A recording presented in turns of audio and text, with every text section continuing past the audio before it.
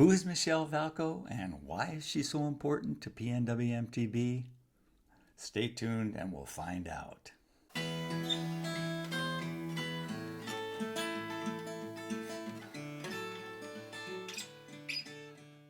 All right, so tonight we're starting our first podcast, PNWmtb, with a local celebrity, Michelle Oh Valko. man. And it's so I'm funny. flattered. About a year and a half ago, she kind of exploded on the scene. I can remember, I'm on Facebook a lot, and I can remember she started, you started popping up a lot. And I was at the trailhead at O'Lally one Saturday morning, and a bunch of us were standing around talking. And one of the guys said, this Michelle Valko, have you been following her feed? It's just like she's everywhere. She rides every single day and all over the place. Who is she? And another guy said, I don't know, but I'd love to have her job. Yeah, that often is that's a saying that I hear often, and I don't know that I'd wish it on anyone, but you just I just make it a priority to ride every day. Just like just like other people exercise every day. My riding is my gym, I think. It's my free gym until parts of my bike break. And then all of a sudden it's more expensive than a gym. Well, start off by telling us a little bit about yourself. I assume you have kind of a day job. And how you got into this area and how you got into mountain biking, Michelle. Oh, there's a lot there. Well, yes, I do have a day job. I'm basically a project manager in furniture, actually, for corporate spaces, and so I'm really project based and with a lot of computer work, basically. And then I also have a bar in Seattle, and I've had that for probably 13 years now. And my sister and I are partners in it. And Yeah. And that's yeah, called the Knee-High Stocking Company, which sounds like it was an apparel outfit. And then I looked it up, and there's rows of alcohol beverages on the site. So how did that happen? another life ago, right? I actually opened up Knee-High Stocking Co. with my ex-husband. And then when we split, my sister came on as my partner, and she's been my rock really ever since. In that, because after a while, I remember my daughter's 13. I have one child. I have a 13-year-old, and she was, I don't know, 8 months old or something when we launched Knee High. And in the beginning, it's a very intimate space, and so we were working it, and we were. It's funny to be a bouncer at a bar door and also be a mother of an 8-month-old. Like it was a little surreal. So anyway, so that's how it was just, hey, we were always sort of subject to, it was in 2008, I think, when, things were starting, there was a lot of downturn there. And we were always my ex-husband and, we were in tech, and we were just always at the mercy of somebody else. And we thought, you know what? We'll just do it ourselves. If it doesn't work, we'll just go back to work. And then, all these years later, Knee High's still doing its thing. But I don't have to work it every day. And where is it? And what's the I guess the theme of it? Well, so Knee High Stocking Company is on Capitol Hill. It's just over the on-ramp of like Olive, right underneath the convention center. It's in a really, really old building. It's literally a 2-bedroom apartment turned bar. And the theme of it's a speakeasy. We opened it as a speakeasy, and that's actually where the Knee High came from. We had done some research in Asia, and they actually had there were some things we couldn't bring to the States, and so we we turned it just sort of turned itself into a speakeasy, and we locked the front door, and we were like, that's what we're going to do. And it worked out. So but I keep those two lives separate, my day job and the bar. And, and my main goal in life is flexibility. So somehow I've managed to set up that I have some time in my day to ride my bike. And actually, cutting forward, riding my bike. I only started riding bikes in 2018. I think the mid 2018. And I had a friend was like, hey, you should mountain bike. And I'm like, sure. I know how to ride a bike. As in, I was sporty when I was a kid. I mean, like a little kid on bikes. And, but I listened to people's stories about their recollection of what kind of bike they had. And I'm like, how do you ever remember that? How do you know that? And it's fascinating to me to people like, oh, in the 90s and in the 80s, I had this. And I'm like, wow, like it just blows my mind.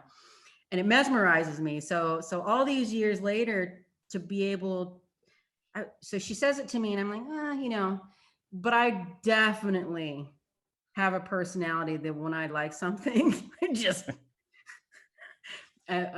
full speed ahead, 100%, until I don't.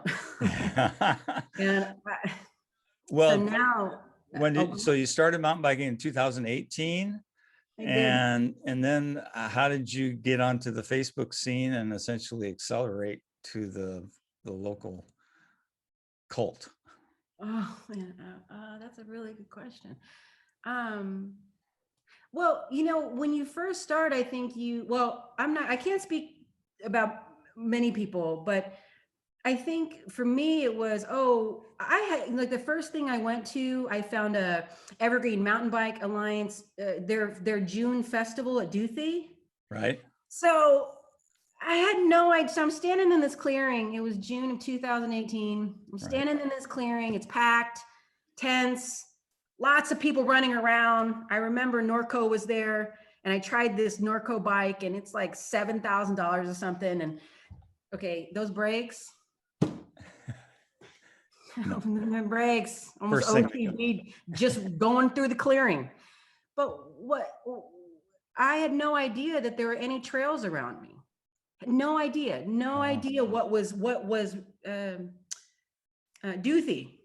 Now I know there's like a million trails at Duthie. There's like a ton of stuff at Duthie. So anyway, I was grateful for that festival because it sort of, and man, there was so much energy and all ages of people just getting along and laughing and smiling. Like there was just a lot going on, and it just felt really nice. So, where am I going with this? Yeah, it's like a miniature Whistler Crankworks there, or Sea Otter. It's just such a vibe you get from the local audience. And of course, Duthie was I think the catalyst really for the mountain biking boom in the Pacific Northwest is experiencing. A lot of work went into getting that park established. And once it got rolling and then the festival picked up, it's amazing how many people are coming to the sport. Every time I ride, I talk to 2 or 3 people at least who are first-time riders. They've never been on a mountain bike before. Yeah. And I just can't believe that that's still going on, because there's so many people in the sport in this area right now. Yeah, right now. But in 2008, I didn't, like, we could go on rides and really not see a bunch of people on the trail. But when you're getting started, there's so much comparison to be had, and which is unfortunate because you want to get into it and you need time to get into it. So I think, back to my story. So I went to Duthie into that festival, and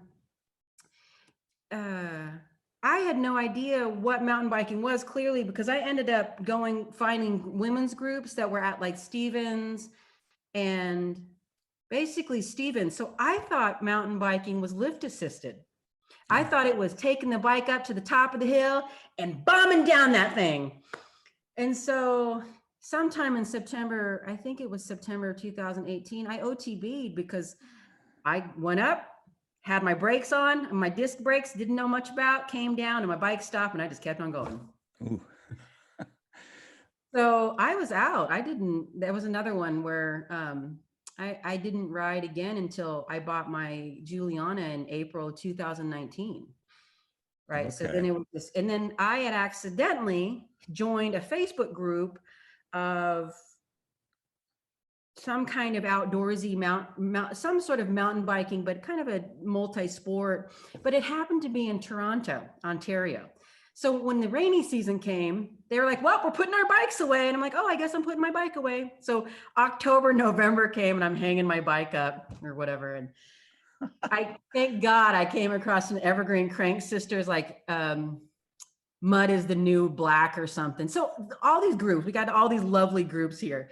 Right. And that just happened. If you look just a little, you'll find something. And so I go on a ride at Black Diamond in October. And they're like, what do you mean you're putting your bike away? I'm like, well, it's raining. It rains all the time here. Well, like we can't ride the trails. And they're looking at me like I'm insane. They're like, you can ride all year long here. I'm like, oh. There you go. Like, well, you can now. Some kind people to not make you feel small and just say, hey, you can ride all year long. You're funny. But we're laughing with you, not at you. Like, so we've just been super fortunate, like to find, look at the Crank Sister, all these groups. And then also the Misfits at the time was another female group that had just like, you just come across and you're riding and you're looking for people to ride with. And, so yeah. That's a little tidbit about how I got into mountain biking. Like, did you hook up at all with Cat Sweet back then, and the Sweet Lines folks at all? They were active at I didn't Duthie. actually know. I don't know that I'd ever had. I don't think so. So then 2019, when I wasn't riding very much in 2000, I didn't really know. I must have been riding maybe once a month or twice a month. What so many people do would just, and then also my fitness was absolutely different than what it is now. Yeah. Just completely different, just 100% different. And so that's also a barrier to success too, trying to get yourself, because we are here in the Pacific Northwest. Yes, you have the possibility to have shuttle, but if you're riding with one or two people or whatever, you're going to climb, regardless if it's a green trail, blue trail, any trail. Like if you want to ride here in the Pacific Northwest, you will spend a good portion of your time learning how to climb and trying to be more efficient and make that a more enjoyable experience. Yeah. Did it help to have the Juliana? Was that a kind of a breakthrough for you, or? Oh man. Yeah. Thank you for asking that. The first bike I bought was a Live Peak. Right. Something. That was a 2018, I think. And a size medium. And so coupled with like poor fitness, it was a mess, full on mess. I don't know, I don't want to say it was the bike, but I think it was a combination of the size. I'm only 5'3", and so the size was off. So it made biking really hard, and I sew. I don't know if you can see that. I was going to ask, yeah, you're a person of many talents, cooking, sewing, everything. You're a great mom. Thank you. So I find that, look, we can't equipment, it doesn't have to make you, but sometimes I feel like it can break your spirit, right? Like when I learned how to sew, man, I wasn't going to run out, and I couldn't. And my mom bought me a wonderful Brother, very inexpensive machine from Amazon, and I rocked that thing. But there were some times where I had some real sewing woes, and it was more about the machine couldn't deal with what I was doing wanted it to do. And I thought it was my problem. I thought it was my sewing ability and I can't do this and I can't do that. And it was just like, so then, you know, you can adjust if you have the ability. And the bike was similar, right? So like that medium, wrong size, 100%. Yeah. And they're probably what the travel on it was probably also not right, because I was what I wanted to do. I was just in my physique, like it's I think my weight and my height and all these things along on bikes. So when I got the Juliana, I remember taking it to Big Fin and being able to ride probably 50% longer without stopping. And I don't know if you're familiar with St. Ed's, Big Fin, that whole Bastille, that whole, but I wish I knew the name of that trail. It's the upper one, but it goes like this. So it's like constant, what is HIIT, high interval something training, Yep. where it's like, Yep. like this. Yeah. I could ride 50% farther without stopping. And I remember Wow. thinking, wow. And how, and granted, yeah, maybe it was in slightly bit better shape, but man, the geometry on that bike for me particularly was just amazing. Like it opened up. So it gave me confidence where I clearly needed it, or yeah. And Yeah. also small. Yeah. A lot of G outs in that area. And you need to carry momentum, of course, to get up to the other side. So a good bike really does help. And I haven't ridden out there for a while, but last time I rode, there was quite a bit of Rudy kind of action as well. And Oh yeah, absolutely. you needed, And they're on the ups too, on the right. sense, like it's a wonderful cross country, but man, there's a lot of routes out there and you can really get some great endurance going on, like training out there, just cranking it out. And if you find it easier, go faster. Yeah. Yeah. Yeah. Like, you're going too slow. You got it. Well, and you're also an admin now on the PNW mountain bike riders group, right? On Facebook. Yes. I don't know the difference of those label titles, but yeah, I just so you can be a moderator and an admin. So I just changed over to an admin, but I had been a moderator for a long time. Right. Right. Yeah, there's some slight differences, but they do a similar job for sure. How has the experience been in terms of your getting recognized for your role there and just out on the trail? What has my experience been? I definitely run into people, because I ask people a lot, you know, what's your name? What's your last name? And they kind of give me this weird look, like, I'm like, and then they'll say it. I'm like, I totally know you. But, you know, not Right. from your first name, but your whole name. And then like, I'm like, no, I totally know you. Just like, like, of me, I know of you, right? Because you participate with me online, and man, I've learned so much from our online mountain biking community. And actually, speaking of riding and getting better at riding, those early times in when last year, people were posting, not early, anyhow, over the last year, people post their rides in, those photographs are so pretty, you know, and where they are. And like right now, Sage Hill is in full bloom, right? You're looking at this photograph like, I want to go there. I want to ride my bike there. I want to stand there. And so people sometimes don't post up their rides, and you're like, no, post your rides. And they're like, I don't know, man. Last year I went to, well, in the last year, I went to 53 trail systems in like 4 states or something like that. Really encouraged and inspired by other people's riding, like in their photographs they posted. And I think that people really underestimate just how inspiring they are to other people. And all kinds of stuff, like people. So the one time I broke a mountain bike tire, People were blown away. They're like, wait a minute, you don't know how to change a tire? I don't know. Yeah. They're like, what the hell? I made some real good friends Yeah. from that unfortunate but fortunate event. Like I just walked out. Tiger, I was like, I don't care. I would walked out. Thank God it was Yeah. early in the day, man. Yeah. But because Tiger's real scary at night with no lights on. True. Although, Anyhow, oh, go but ahead.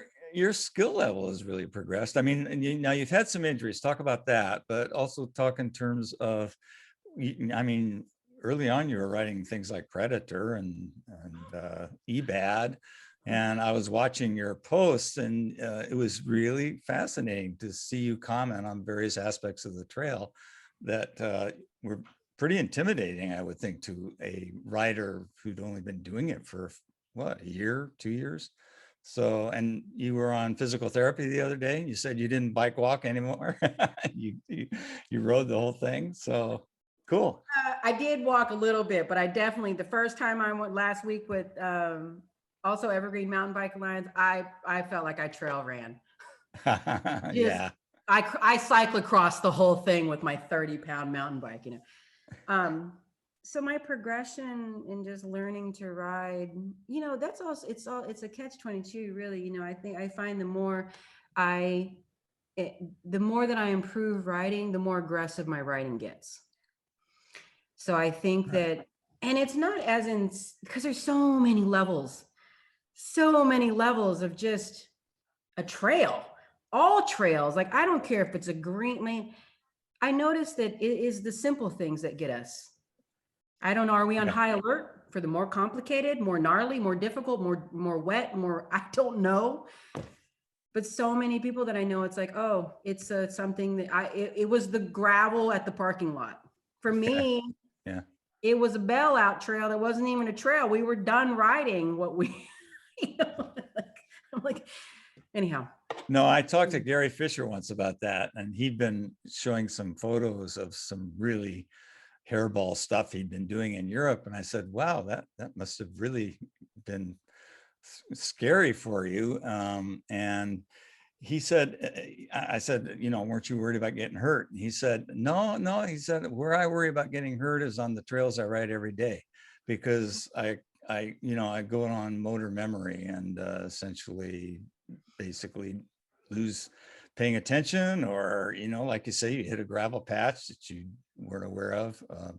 So yeah, there's something to that, where essentially the stuff you do a lot can be more dangerous than the stuff you're on high alert on. And you make decisions about, hey, is this the day that I should ride eBad? Yeah, Which I'm sure people also do with Predator. You know, I want to be clear. I've only ridden lower Predator once in my life. the lower one. So, Yeah, that's yeah. So, and I just thought, until I'm comfortable wearing padding 100%, not 100%, when it's necessary, this is not for me, which is interesting because eBad's another one of these ones. I don't know. Maybe there's less rock. yeah, on yeah. eBad. eBad, Um, you're worried more about sliding, I think, than going over the bars or head first. yeah, seriously. It's like, if you could just let the bike be nimble underneath you, you can get down this. I did that today actually, and it was, you know, that time, it kind of in between slippery and drying out, when you can't really tell how Yeah. much moisture is on the roots or the trail. So yeah, we had some adventures today on it, but yeah, it's fun. It's a great trail. Yeah, and getting back to your point on the skills thing, you know, it's so frustrating not to have BC open, Michelle. I don't know how much you've been up there, but I used to go up there 2 or 3 times a summer, and you'd come back from BC, a week in BC, like at Whistler or Squamish, and all of a sudden you were doing stuff that you didn't dream of trying before. Now it wears out over time because you just don't have that challenge on a daily basis, but the intensity of day after day after day, writing really, really tough, gnarly stuff pays off. I mean, your body and your mind start to basically become a lot less fearful. Yes. And one accident Yeah, stops you in your tracks. a bad And one. Yeah. so 100, I mean, we were talking about, so I had never, I write a lot, and I really had never paid much attention to or heard the term skills day. And just recently, and I've been super fortunate to have amazing writers tour me on things, share their knowledge with me in a way that is, I can just say, I don't understand what you're saying. Can you just slow down and not make me feel small, which is awesome, because when people are confident and have these kind of expert abilities, sometimes you can feel intimidated. But I've just been, it's been, so that's also one of the things I think that this online community has helped me with, is that having all these people that are super knowledgeable about the sport be right there with you. So as long as you're comfortable with just asking the question, and yeah, there might be somebody that is just a little snarky, but hey, there's like 20 more who is totally willing to help you. Yeah. Yeah. And so you just, Yeah. like, And you just keep moving on. the whole So follow me thing is really cool. You know, you find somebody who knows what they're doing and you just follow them, and it's amazing what you can do if you just pay attention to what their lead is.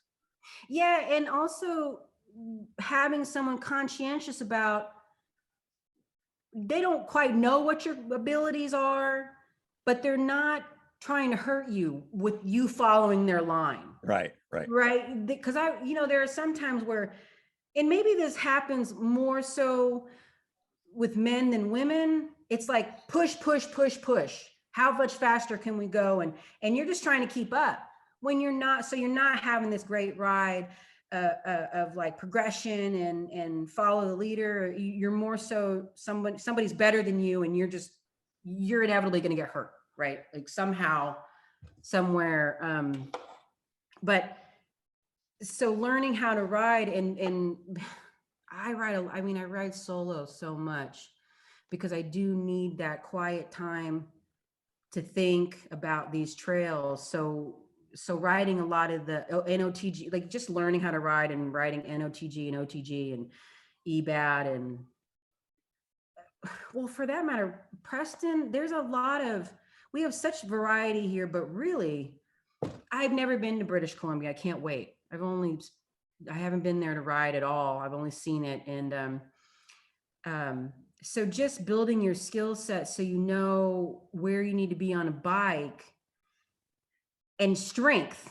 Like you want to be able to, when you bounce off something, not give in.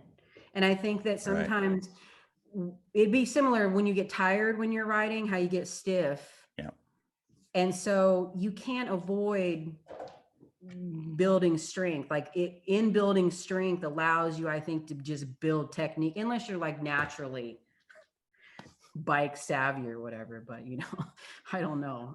But just coupled with the endurance and strength and all that, and then also taking the time now with these skills days, I'm like, oh, okay. Like, okay, That's cool. this makes sense. So it's just a new thing that I'm always learning new things from like the people around me. I'm like, yeah. That's Like, nice. yeah. So I got down. Go ahead. Do you have a favorite place you like to ride, Tiger. Tiger? How Yeah. about Oh, how about outside this immediate region? Spencer Mountain in Whitefish, Oh Montana.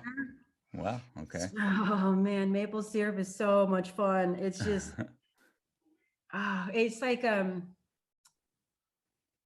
there's something really magical about lapping something, like climbing. Like Tokol kind of feels like this to me, where you're like, oh, you come down Tokol and you just climb back up Tokol, and it's all, it doesn't feel like you're summiting something. And I'm sure this is how other people feel with whatever trail system, but Spencer Mountain just had just the loveliest climb, and just the I don't know, maybe it was a real good mood that day. Yeah, But yeah. I can remember it. I can remember how I felt on the trail. Like, I can remember like chilling the music on my way up. It just, you know, Nice.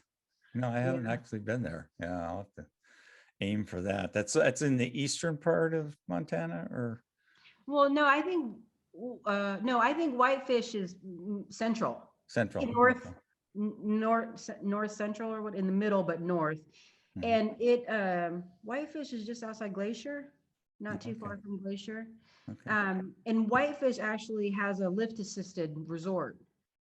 So I would do downhilling in the morning, and then I just felt like I wanted to climb. And that's actually how I found Spencer Mountain. I was on the way home, or to the wherever we were staying or whatever. And I was like, what are these people doing? And sometimes with trailheads, you're like, there's bike racks on those cars. What are they doing?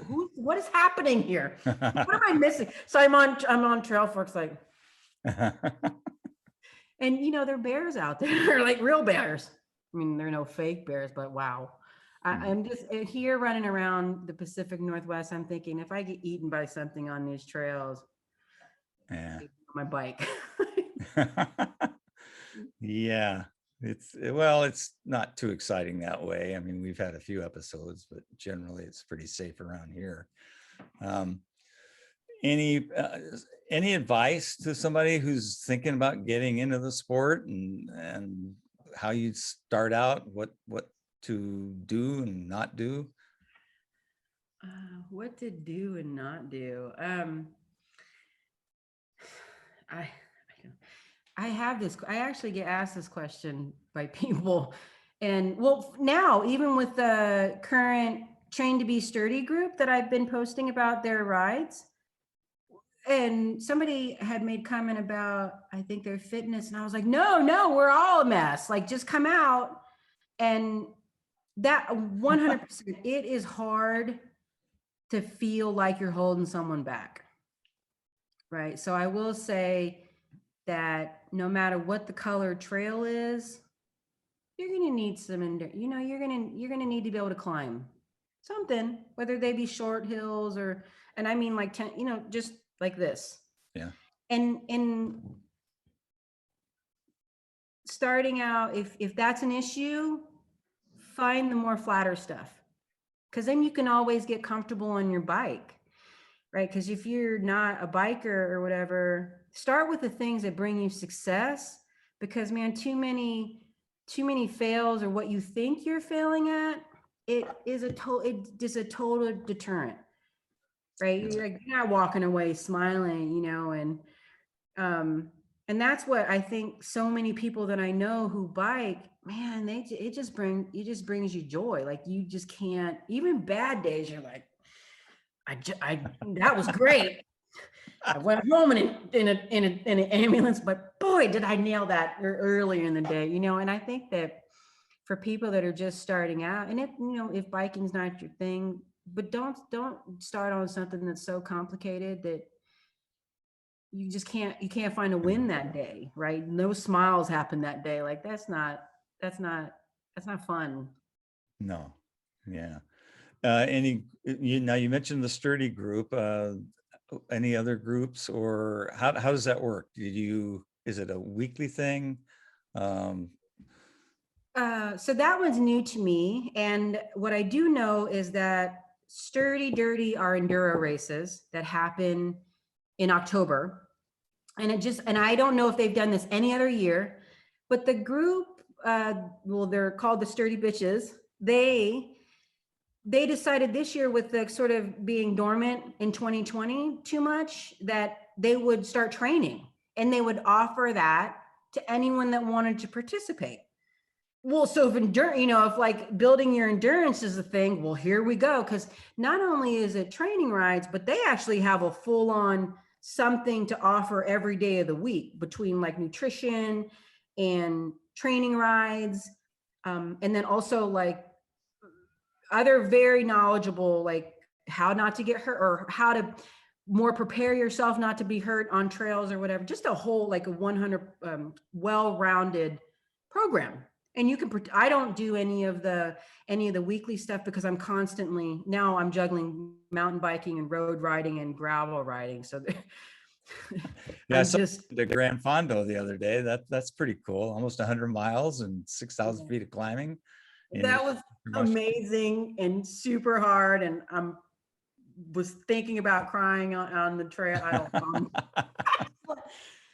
I totally want to do it over more, but at the time, that was a real feat for me. You know, I got hurt not too long ago, and I couldn't do Grand Ridge a few weeks. I mean, I was done. I don't know. Somehow I was done being hurt in about 4 weeks, but I went out.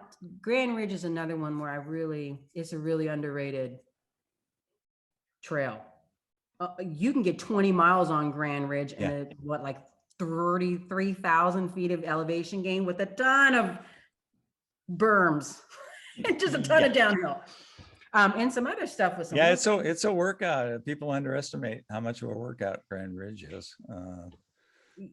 It's you're right. It's kind of gotten shuttled to the bottom of the list, but it'll kick your It butt. might also be how busy it is, though, as in with all kinds of walkers. Maybe that's one of the reasons why. Weekends, yeah, weekends are definitely difficult. Weekends are becoming hard everywhere, though. It's this sport is so popular now.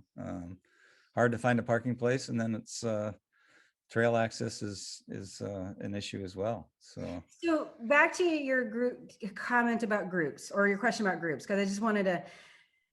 So Crank So Sisters 2 is another one where, man, I clearly I'm somehow mentioning a bunch of women's groups. Women. no, that's okay. I'm yeah, because I'm unfamiliar with them. So fire away. So I'm familiar in Evergreen, name, but I don't yeah, know who sponsors them or how they're put together. yeah. So Evergreen Mountain Bike Alliance, they have the Evergreen Crank Sisters. You know, they come, and those are great because you know your access to just, hey, I want to go on rides, and how well they're organized and that kind of stuff for new people who ride is actually a really good resource, right? Because like then you got, like, for instance, Train to Be Sturdy, we're sort of training for something, right? Whether we race in October, our goal is to sort of have progression in our fitness levels. Are they Where evergreen too, Michelle, or are they evergreen, or are they independent, or how are they my organized? understanding is they are a division of Evergreen, Okay. right? So they're like Evergreen is a trail building organization, right? And then then you're going Well, to want to pair up with riding organizations, and I think the Crank Sisters might be a ride the I don't know, well, group of, Evergreen does lots of stuff. I mean, they do advocacy, they do ride yeah. organizing, and the whole ball of wax. But yeah, that it's great that they have these groups out there. Yeah, well, and then there's also like my sister and I rode with Misfits. They're also another women's org, although they do have their husband, everybody's super friendly. So it's like, and they have, I don't know if they put on as many, right? Well, things have really calmed down and probably won't pick up until maybe the end of 2021, maybe 2022. Things got real quiet. Yeah. But and then just getting out there and making new friends, right? That's why our Facebook groups, I'm seeing that people are kind of communicating a little bit more, maybe kind of, hey, I'm going for a ride. Does anyone want to go for a ride? And then also meeting people at trailheads. That's been really fun too. Just, oh, do you want to, we'll just continue on together or something, or ride. But so it's nice to see people getting out for rides together, because I think that social aspect, man, our mountain biking community here is, I'm finding, just as someone new to the scene, wow, they're just it's so big. People are super kind, super knowledgeable. So you seem to make friends, not just like, what kind of riding do I feel like doing today? Do I want to climb? Do I not want to climb? Is it social? Are we going to be social? Are we going to are we going to eat midway through? It's kind of interesting how you can just different friends who are interested in different things, but there's this whole big group of people that they're all there. Yeah. all the different varieties of how people like to ride, you can find them here in in our mountain biking community, which is big. Yeah. Mm. Do you have a favorite style of riding or kind of riding that you like? Like you say, enduro or downhill or cross country, trail, all of the above? Is, is it more of a trail based thing where you have particular trails you like? I wish I could say, I know I enjoy the climb 100%.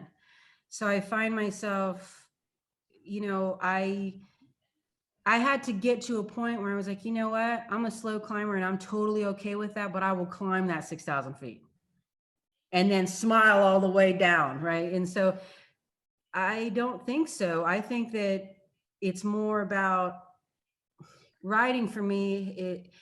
It just brings me some peace, so if I go out there and I'm in a poor mood and I didn't even want to get up I didn't want to go out for a ride because it was raining or whatever and it was just too much. And then, man, when I'm on my way home, I had nothing but a smile. And so I would like to say, hey, it's like, what do I feel like today? And we're super fortunate here to have the opportunity, like, yes, you want XC, you want downhill, you want enduro, you want whatever, you want some gravel, you want some road, paved paths if you don't like road, like, Yeah. um, What so what do you think it is about mountain biking that makes you so monomaniacal about it? I mean, it is a passion with people, and it seems like it just once it grabs you, it's a big part of your life. uh, I'm good at it. I we have so many obligations in our life and just so many decisions that we have to make and to make sure our lives go forward, our children, us. But somehow in mountain biking, I don't know, you're still navigating a course, you're still navigating a trail and making split decisions about, especially on things like EBAT or physical therapy. You're like, God, my brain can't work this fast. Like Right. to navigate what it needs to do the next thing. But somehow this muscle memory. And then also just being out there, I grew up with like a sense of fear in a way, or I don't know how to explain it, but being out there in the middle of the forest solo on my bike somehow feels good. Yeah. Yeah. So It really in does take you out of yourself. And sometimes I'll just stop, Michelle, and sit there. I'll just stand there with my bike and kind of listen. And I can almost hear my ears thanking me for, you know, taking them away from the din of the city. They're not ringing. They're actually you feel like your eardrums are relaxing for the first time. It's kind of interesting how it takes you away and gets you out of yourself. So Yeah, and that doesn't, I mean, for it can be any sport, right? But for me, I never felt that same way or that same euphoria with swimming or yoga or tennis or any of those things. Maybe fast pitch softball I did, but you were always navigating something there's people coming at you in organized sports. And I think for right, mountain right. biking, like it really is just your own. And as now if if I've had a difficult day and I go up, Preston is one of my favorite trails. So you spend all this time climbing up to the summit, and Preston, you can just bomb down. Yeah. So for an individual that's afraid of speed, like I am, I've spent the last year and a half, like faster, also learning technique and making sure I stay safe. That's actually how you get comfortable with things. But just Preston's one of these ones where you cannot, all mountain biking, your mind doesn't drift. Your Right. mind doesn't care that you got to cook dinner when you get home. Your mind doesn't care that you got a flat tire. Like it just doesn't care. Yeah. All it is having it's joy. And then if you, man, I really envy people that can yelp or like whoop or whatever the word is on their way down the trail. Cause I'm like, I want to do that, but like my voice cracks or sounds like a mess. And I'm like, man, I want to express myself like that. It never happens. Doesn't matter.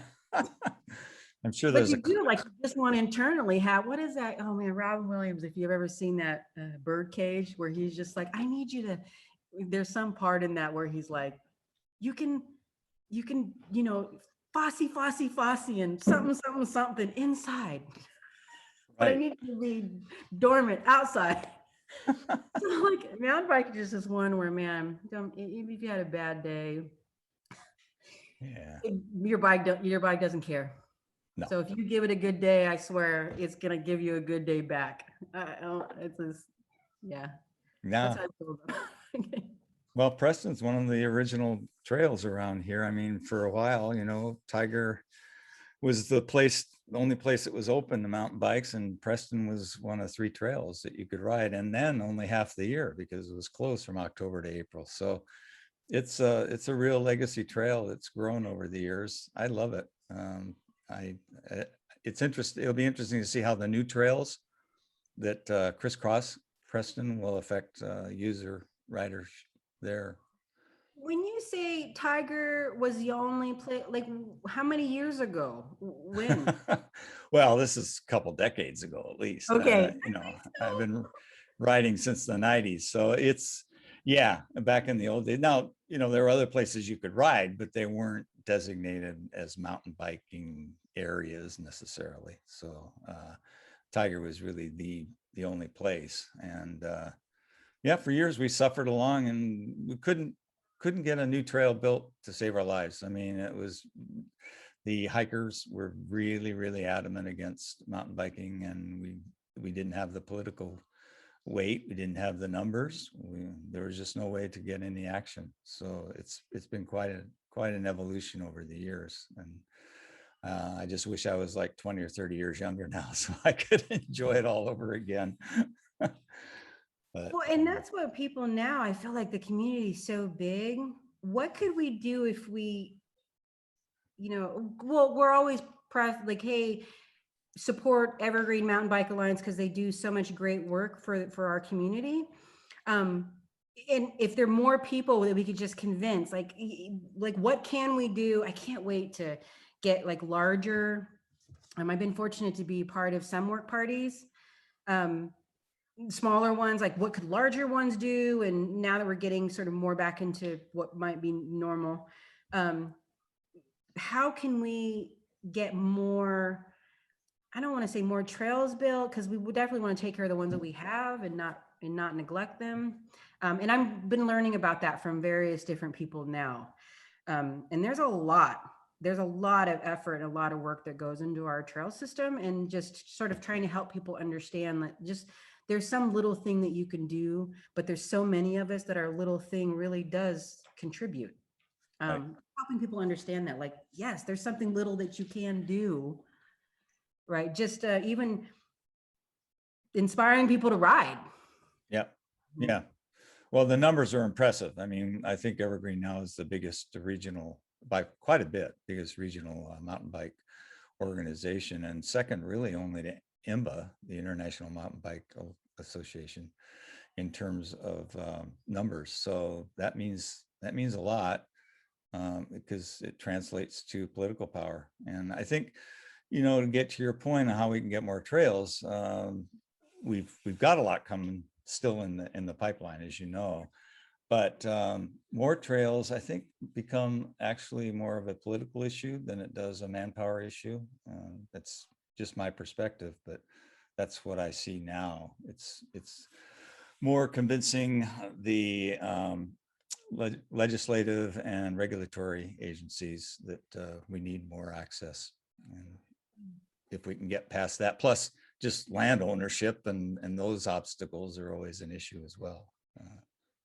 But yeah, we're getting there. It's just a I'm matter very of keeping grateful at it. for the organizations that we can support that take care of all of it. It Yeah. is complicated. You know, it's complicated and it can be a deterrent. And I think we're just really grateful for the people who like, you know, dig down and want to get in there and fight the good fight for us. Yeah. That's huge. Yeah. What's the worst injury you've had? You mentioned you've been laid up a couple times. I'm pretty sure my last injury, I broke most of my ribs on the right-hand side. I broke my back. Ah, I punctured a lung, like, but I was only out for like 3 weeks. I don't know. My body, I somehow, wow. somebody asked me just recently about how I write every day. And I'm like, I don't know. I had some roadie tell me, you seem to recover really well. I don't know what that means yet, but yeah. So I think that's my worst, because the one that I had in 2018, I had OTB'd and my leg slid across and it's still damaged. I don't think it'll ever really, I think there's just damaged muscle underneath there, but it doesn't seem to, I just don't seem to ache, I guess, in this. I'm not sure. I mean, I guess if I didn't ride every day and I was really training for something, or if I had a different, if I was less recreational, Yeah. maybe it would be different. But as a recreational rider, riding every day, and I get pretty good miles or pretty good elevation every day, it just somehow my body seems to support that. Well, no, I think you've got the key. I mean, getting back on the bike is the best medicine, essentially. I know when I separated my shoulder, the doctor said, don't even think about riding for a month. And in 2 weeks, I was back on the bike. Now I was riding with my arm in a sling, and I wasn't doing anything very adventurous, but I just couldn't stand not being able to ride. And the quicker you can actually get back and get those muscles moving and your blood pumping and all the other things that the body heals with, I think the better. And biking is really good that way, because it's not, as long as you stay upright, it's not jarring. Doesn't set you back in terms of your body parts. I mean, Yeah. muscles and your ligaments and all of that. So, yeah, but I Started with see. gravel. I came back riding. I did not ride single track, Yeah, because one thing the doctor did say, the surgeon was like, no, you can't fall, yeah, right? definitely. No, you can ride your bike, but you don't fall, Yeah. which is, you can't fall on gravel, but it was definitely, there was a really hard hanging out there at 360 when you're like passing the single track on gravel. You're like, oh. Oh, I know. Well, But I was only out. I mean, I got some other stuff done. I sewed some stuff. I cooked some stuff. yeah, good, I good. didn't rest at all. I don't really know. What's in your immediate future? You got any plans for travel this summer, or? I do indeed. So I'm very excited. I am going to try the Northwest Epic 30-mile race out in Stoudemire next All right. weekend. The Stoudemire next weekend. So Is it that that soon? Next weekend? Wow. May 8. Oh, not this coming, but the following. Oh, yeah, yes. Sorry, this Yeah. is the Okay. first. Right. Correct. Yes. So and then but for travel, I'm doing SBT gravel race in Steamboat, Colorado. Oh, And then also the Rebecca's Private Idaho, which is I couldn't get into the Queens, like the 3-stage Queens race or whatever it's called. So I'm doing a shorter one, a duo with actually the person who helped me learn how to change my tire. oh, good. All these months later has just been, like a mentor, guru to me for road and gravel. And so we're going to do a duo out there at Rebecca's Private Idaho. So Oh, great. yeah, so those are the only 2 trips right now that I have for biking, which is funny. They're gravel, and I bought a gravel bike and haven't taken it on any gravel. Although the Grand Fondo had like 20 miles of gravel and 70 miles of pavement. So They said it was gravel, but I don't think it was. Oh, Uh, oh, okay. I don't think I don't necessarily think that I'm gonna start racing, but I'm interested, just what is it? What does it look like? I'm so new to this that I want to just, what is out there and what can I experience? And Sure. um, man, the people that do it, they're really inspiring, and just fascinating. Yeah. Yeah. Yeah. Well, good luck, and keep in touch. I I'm around, think as it's you great know, what you're doing. I post every day. People are like, who is this? I'm like, go ride your bike. Well, I can't believe we haven't encountered each other on the trail yet, because I'm up from Tiger almost every day too. So, and But one of these you days. must go early in the morning though. Yeah, I do. I have to kind of turn around and get back into town by 2. So it does limit me. I can't do the evening rides. I'd love to hook up with the evening rides, for instance. And yeah, most of my riding is solo. But I, say that as you run into people all the time. So it's always fun to hang out. But yeah, it's a scheduling issue. But maybe post-pandemic, things will open up a little bit better. Well, it'd be awesome if we could get some better cell phone service. I know that we are out there communing with nature, but sometimes it gets really hard to sort of figure out. That's another thing I do is what calls can I take? What climbing part of the climb is a little less racy that'll allow me to talk. Well, the big contradiction for me is I have T-Mobile and you can't get a signal at the top of Tiger, East Summit. There's no cell service there for T-Mobile, which is the natural place you'd want to be. I mean, you're taking a rest break and you've got some time and get caught up and make a phone call, but it's crazy. That is There's one of the nothing. things that drew me to Grand Ridge actually was the service. Yes, it's good there.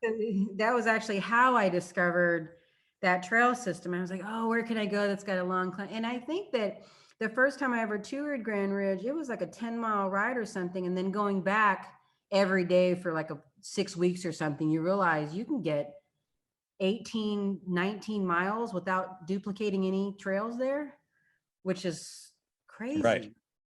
Right. Yeah. You do the water, what's used to be called the water tower loop. It's been renamed since, but yeah.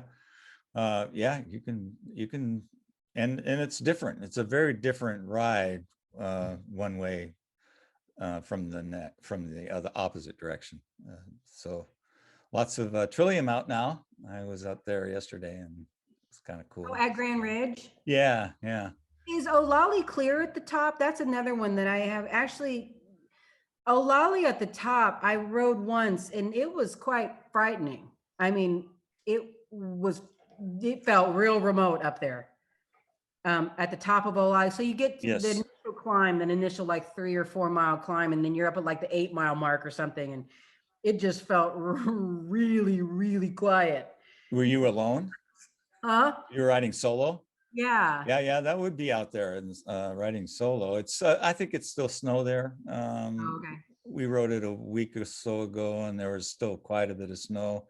I'm sure it's melted out a little bit, but I think the final switchbacks probably still have some snow, so it'll be a little bit. I was on Raging earlier this week, and there was quite a bit of snow on RR5, and I think that's melted out, but I doubt that the ridge that leads to the Lollipop, I don't think that's clear at all. So it's going to be a while before we can get down there on Invictus or no service.